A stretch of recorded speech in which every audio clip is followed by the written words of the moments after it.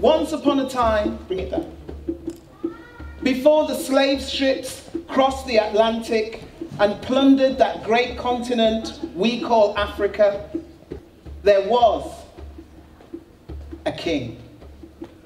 His name was Magan Konfata. Magan Konfata, king of Mali, king of the bright people. He was wise, he was beautiful. He was married to Sassama Berete, known for her extreme beauty. If there can be such a thing as extreme beauty, she was it. They were a fine pair, and whilst they were lesser wives, everybody knew that Sassama Berete was the queen, and her son would become one day the king. Magan Konfata sat under the spreading arms of a broadleaf tree. His griot played music to soothe his troubled mind. And as Magan Konfata sat there deep in contemplation, he noticed a figure coming towards him, a man. It was clear that this man was a hunter. The hunter approached the king and his griot, and he bowed low before them. And he said, "Majesty, I have been hunting in your region, and now I bring you your portion." The king and his griot exchanged glances. This man understood tradition, and the griot invited the hunter to sit. The hunter sat, and the king, the griot, and the hunter sat for a while in silent contemplation. And after a while, the griot, the king's praise singer, turned to the hunter and he said, "Hunter, you must have been to many regions. You must have seen many things. Tell us one of your stories." And then the griot said, "But I see you have your bag of cowrie shells. That means you can divine for us. Cast your shells, divine something." And the hunter said, "I don't think the king would like to know what I have to say." "Oh, divine something," said the griot. And so the hunter plunged his hands into his bag of cowrie shells and he cast them on the ground before the king. He cast them once, he cast them twice, he cast them 3 times, 16 times the hunter cast the cowrie shells. 16 times he added meaning to meaning, and then he said, "Majesty, if you wish Mali to be known far and further than far into the future, if you wish your country to be like a shining star in the heavens, you must take to your bed a virgin from the region of Segu. This woman you must impregnate. This woman you must marry, of course. Then you must impregnate. And the child that you place in her womb will become the greatest king that Mali has ever known. However, Majesty, do not believe that you must marry a handsome woman, a beautiful woman, a comely and shapely woman, because the prediction will not come true. You must marry the most reprehensible, the ugliest, repulsive woman you've ever had the misfortune to rest your eyes upon, because that woman, she is your destiny." The king's face dropped, as you can imagine.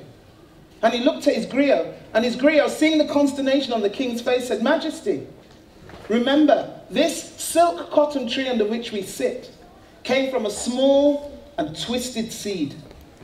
From such small and twisted things can come greatness. I think you should listen to what this man has to say." And then once more they sat in silent contemplation. And when there was enough silence, and when it was time to leave, the hunter gathered up his cowrie shells, he put them into his bag, he drew the drawstring, he bade farewell to the king, he turned, and he left. Some years later, in the region of Segu, there was an old woman. Her name was Kone. Kone was one of the proudest women ever to walk through the region of Segu. She was the midwife. She was the one who washed the dead. She was the one who advised how married couples should or should not behave. She was the one who decided that this was a good wife or that was a good husband and therefore would make a match. Kone had been once so young and sprightly that she could clamber up any tree to the very top and pick down any fruit. She could fish with her bare hands. She kept her kitchen garden, and when her husband was alive, together they would work the farm. But her husband was dead, her children were dead, but she had charge of her granddaughter, Sogolon Keju.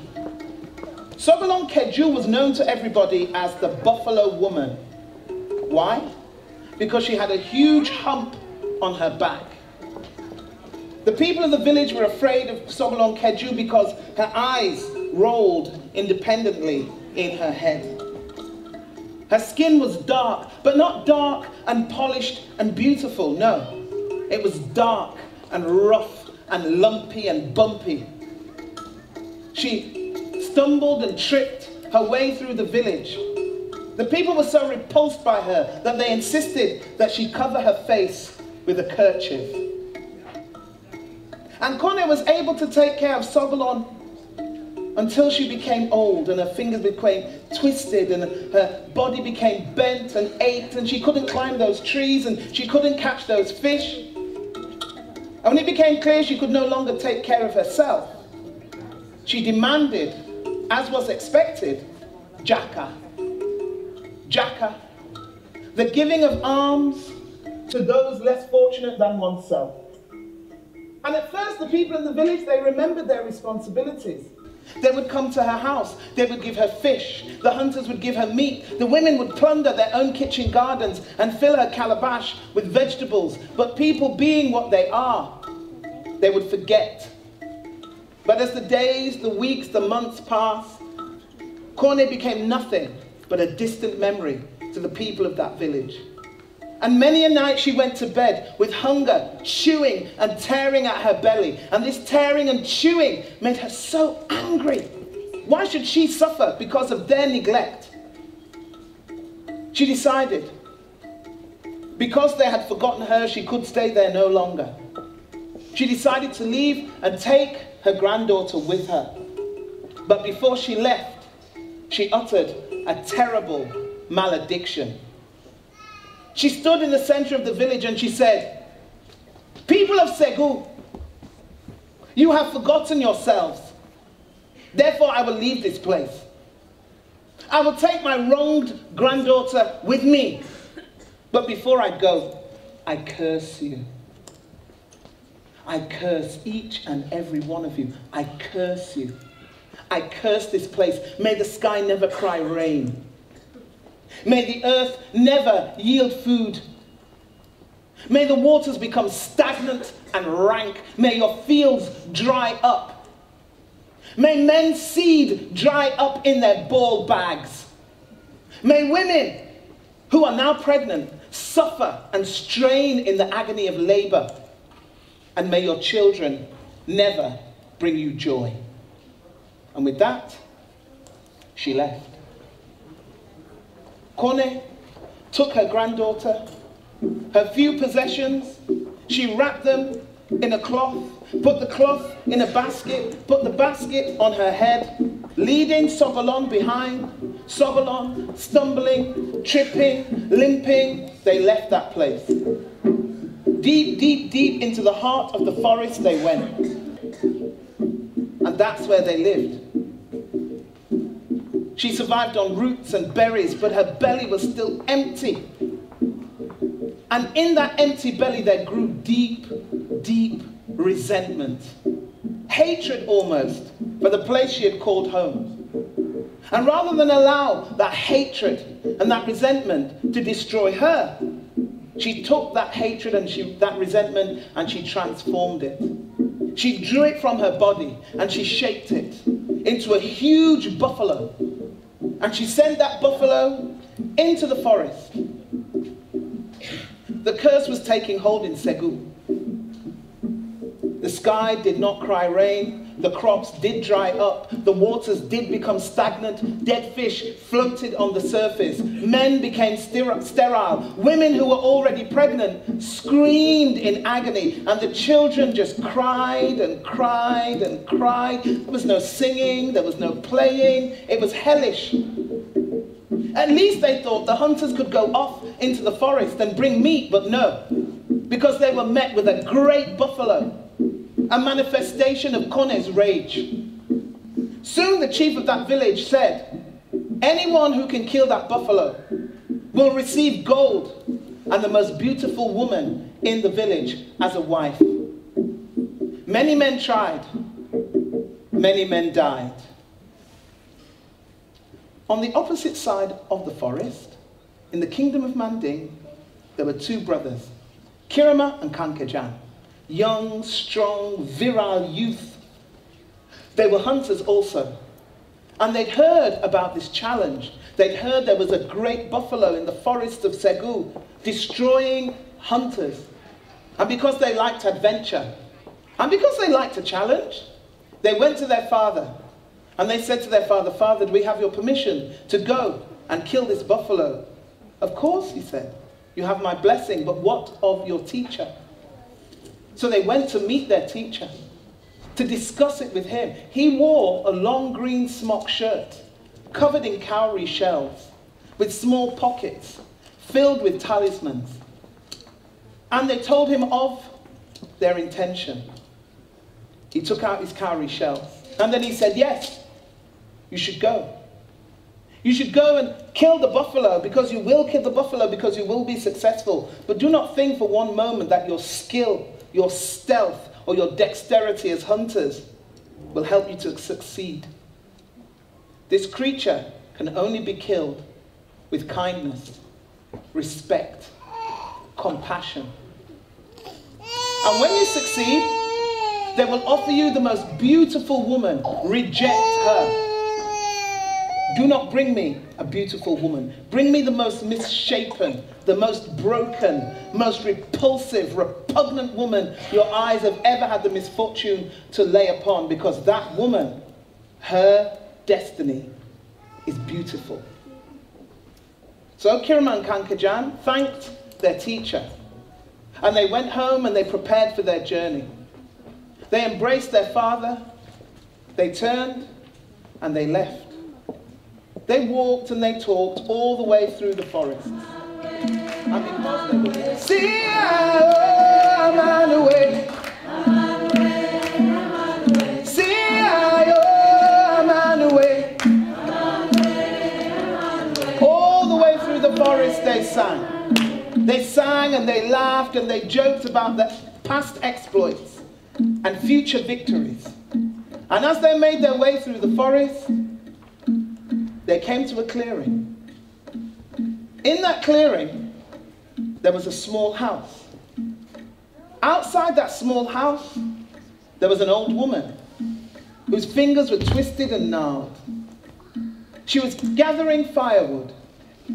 And because Kiraman and Kankajan were well brought up young men, they put down their bags and they ran forwards. And they said, please, grandmother, let us help you. And she looked at them. Do I know you, she said. No, they said. Then why do you call me grandmother? She said, it's a mark of respect. I don't need your respect, she said. And I don't need your help, she said. Thank you very much.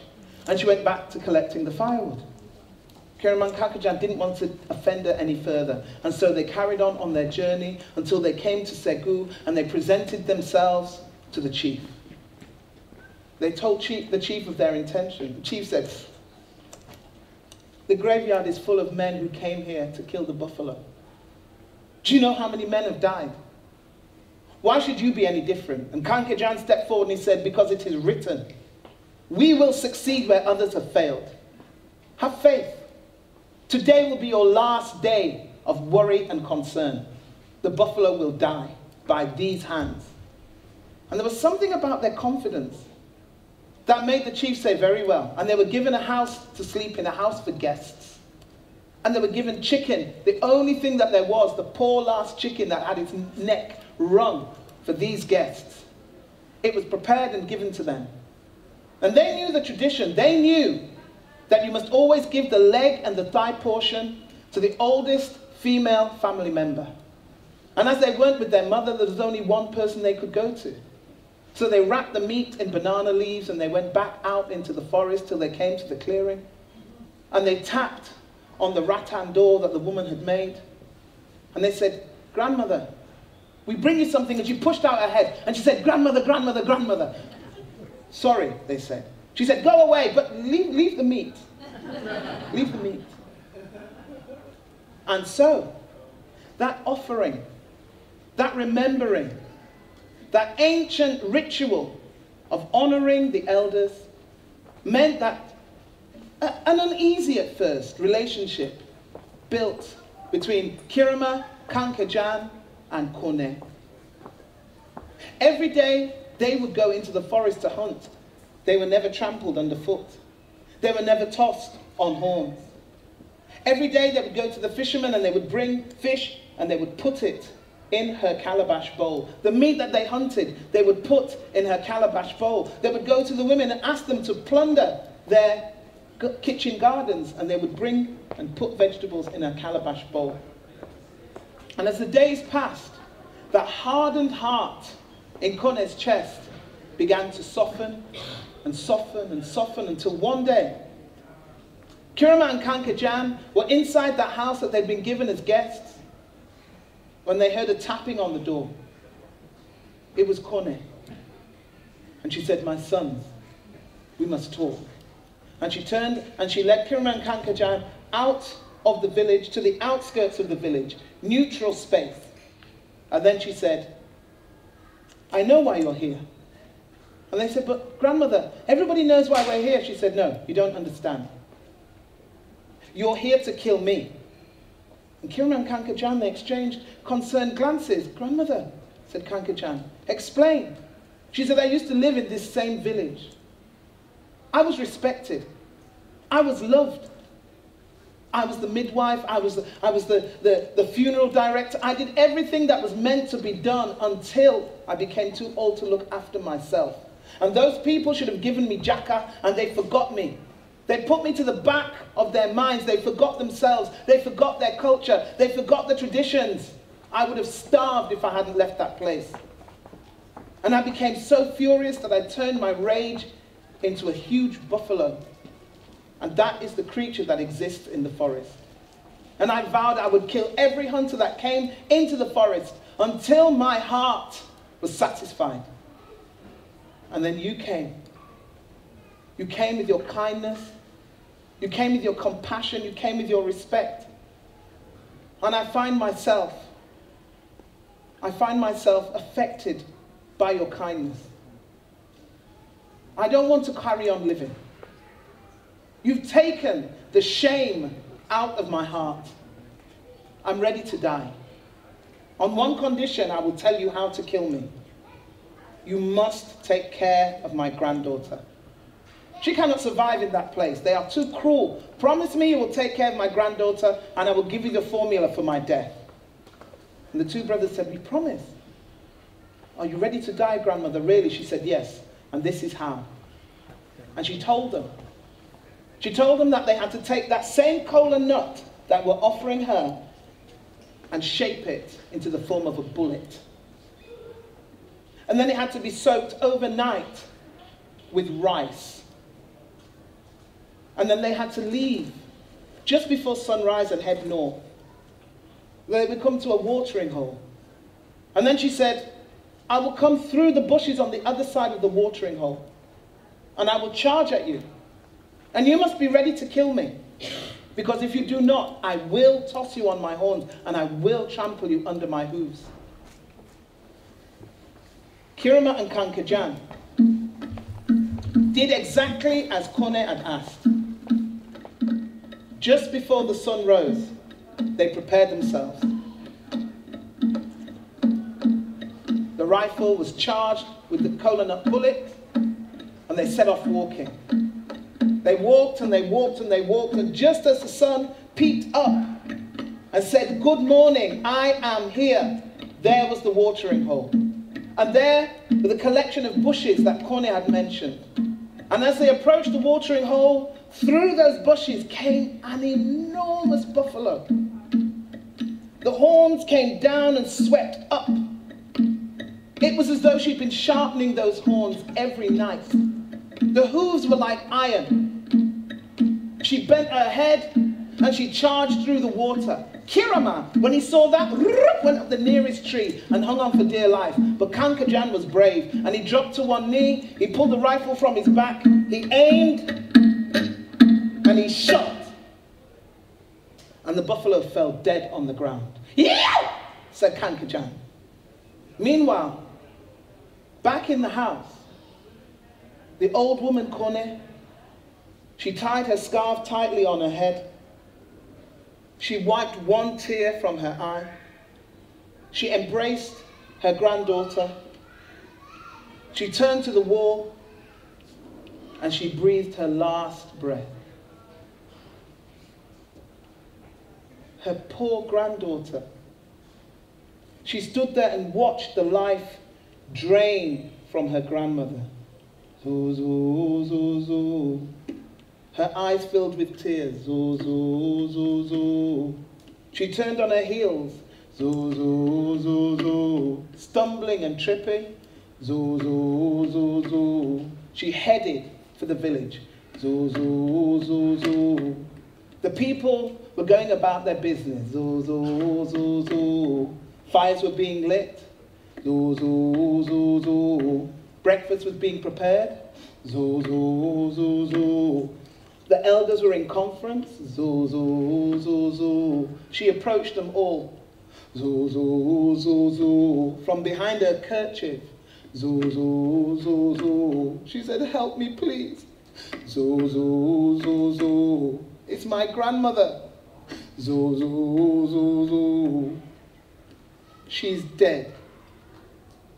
But back in the forest, Kirama and Kankajan were jubilant, and Kirama jumped down from the tree and he embraced his brother and he said, brother, you are brave, you are strong.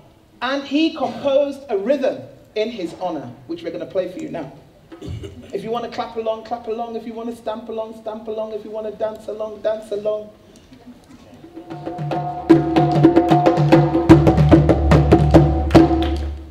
Kirama and Kankajan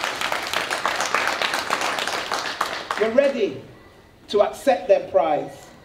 Kankajan took the knife and cut the tail off the buffalo, and he wheeled it over his head as he and his brother entered the village. Now remember, they were handsome young men, and remember, they'd been offered the most beautiful of women in the village. And when they came, wheeling the tail of the buffalo above their heads, and Kankajan threw it down in front of the chief, he said, we have succeeded. And the chief said, you are welcome, you are welcome, you are welcome. And the young women, when they saw that they had succeeded, they went off to prettify themselves, and they came back wearing their finest, presenting everything that they had. They smiled, their teeth like polished rice. And they waited.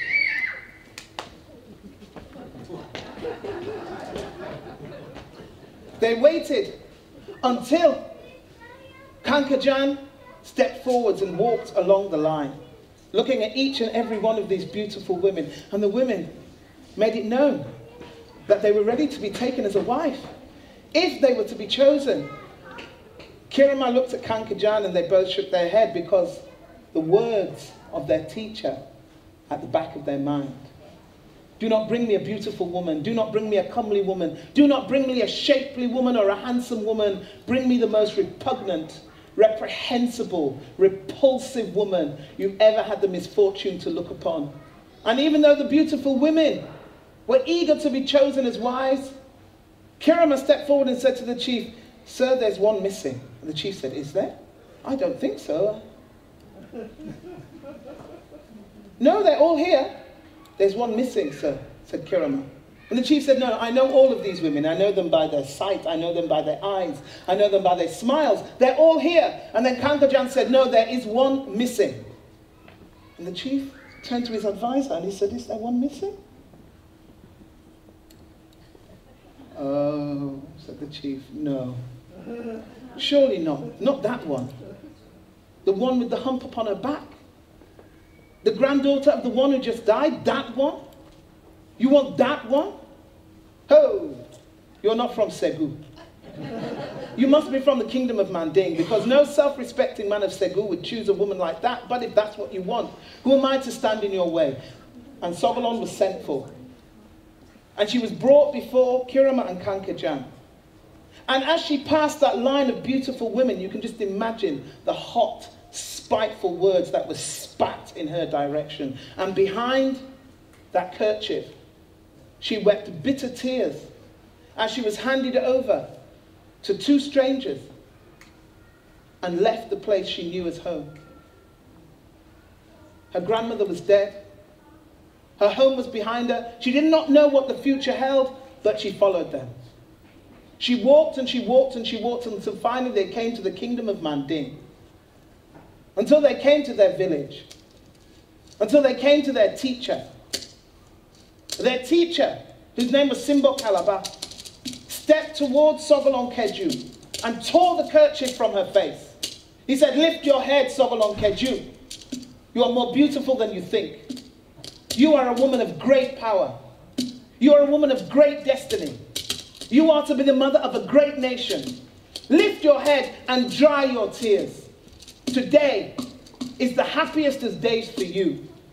And if you can embrace your destiny, your life will be beautiful.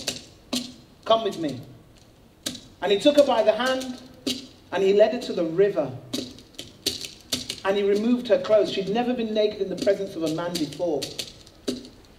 She was so conscious of her ugliness.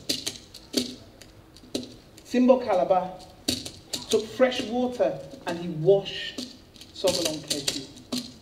He washed her face, he washed her neck, her back. Gently he washed her breast, her belly, her thighs. He washed her feet. And then he dried her. And when she was dry, he took shea butter. And he rubbed shea butter into her skin until she shone like polished brass. And then he led her, naked as she was, through the village. She was so ashamed, but he kept saying, "Lift your head. Lift your head. Be mindful of who you are. Sogolon Keju." And he took her to his house. And he took out beautiful garments and he dressed her in those beautiful garments. And then he sat her between his legs and he twisted and plaited her hair into the most beautiful and intricate of styles. He said, "You are a queen and you are walking towards your destiny. Lift your head." But there was a part of her that embraced what he said. He said it with such fervor. But there was a part of her that had been so shrouded for so long that she begged him, "Please, please, let me cover my face." So once more the kerchief was replaced. And she went now willingly with Kirama and Kankajan as they walked to the city of Niani in the kingdom of Mali, to where a king sat under a broadleaf tree, listening to music played by his griot. The king looked up, he saw three figures coming towards him. Two men and a woman. The two men approached the king and said, "Majesty, we have been sent by our teacher, Simbo Kalaba. He said that we should bring you this woman because she is your destiny." And at that very moment, a gust of wind caught the edge of the kerchief, lifting it and revealing Sogolon's ugliness. The king recoiled, he shrunk back when he saw her. And the griot said, "Sire, remember the prophecy. And remember the silk cotton tree under which we sit came from a small and twisted seed. From such small and twisted things can come greatness. Majesty, please have courage." Magan Komfata, king of Mali, king of the bright people, sat there, wringing his hands and muttering prayers and begging for inspiration. And finally he stood up and he approached Sogolon Keju and he took her by the hand and he led her into his palace.